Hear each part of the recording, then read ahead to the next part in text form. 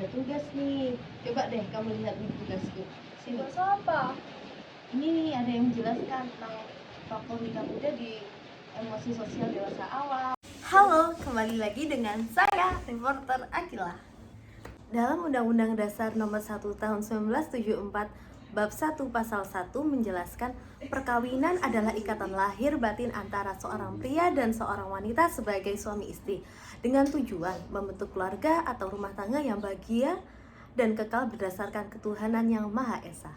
Nah, dalam masa dewasa awal ini perlu memiliki pengetahuan dan pemahaman cukup mengenai pernikahan karena hal tersebut akan berpengaruh terhadap berlangsungnya kehidupan berumah tangga kelak, di mana individu menginginkan keberhasilan dalam berumah tangga. Kematangan emosi dapat dikatakan sebagai suatu kondisi, perasaan atau reaksi perasaan yang stabil terhadap suatu objek permasalahan, sehingga untuk mengambil suatu keputusan atau bertingkah laku didasari dengan suatu pertimbangan dan tidak mudah berubah-ubah dari satu suasana hati ke suatu suasana hati yang lain. Bila seseorang telah matang emosinya, maka individu tersebut telah dapat mengendalikan emosinya, sehingga individu akan berpikir secara matang, baik, dan objektif. Karena hal tersebut akan mempengaruhi sikap dan perilaku seseorang yang nantinya akan berpengaruh terhadap cara pandangnya mengenai suatu ikatan pernikahan yang kelak akan dijalani dalam kehidupan berumah tangga. Dalam hal ini terdapat beberapa poin. Yang pertama, kecenderungan pernikahan dan pengasuhan zaman now. Yang kedua, keuntungan memiliki anak di usia muda. Dan yang ketiga, keuntungan memiliki anak di usia 30-an. Oke? Pada bagian yang pertama, yaitu kecenderungan pernikahan dan pengasuhan zaman now. Pada poin A, usia menikah dan melahirkan menjadi lebih lambat dalam kurung tua. Mengutamakan kemapanan karir sebelum menikah atau memiliki anak. Menunda memiliki anak setelah pernikahan. Menurunnya jumlah kelahiran anak dalam keluarga. Keuntungan memiliki anak di usia muda, memiliki energi yang lebih besar, minim masalah medis saat hamil dan melahirkan. Keuntungan memiliki anak di usia 30-an, memiliki waktu untuk mencapai tujuan karir yang ingin dicapai, lebih matang, berpengalaman, dan kompeten dalam mengasuh anak kelak, memiliki karir dan pendapatan yang stabil untuk keberlangsungan kehidupan anak. Nah, emang ada ya tips-tips gitu biar pernikahan tuh langgeng?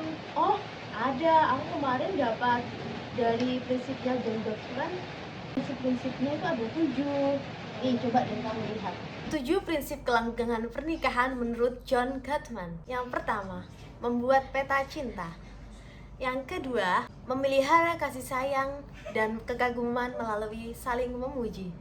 Yang ketiga, fokus pada pasangan, yakni saling menghargai, menghormati pasangan meski terjadi perbedaan pendapat atau sudut pandang. Yang keempat, membiarkan pasangan mempengaruhi Anda. Maksudnya, melalui kesetaraan dalam pengambilan keputusan.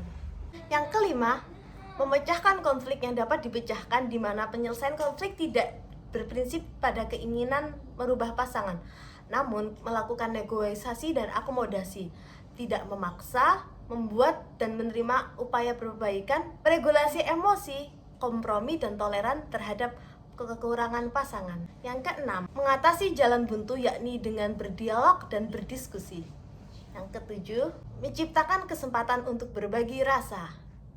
8. Memaafkan kesalahan pasangan.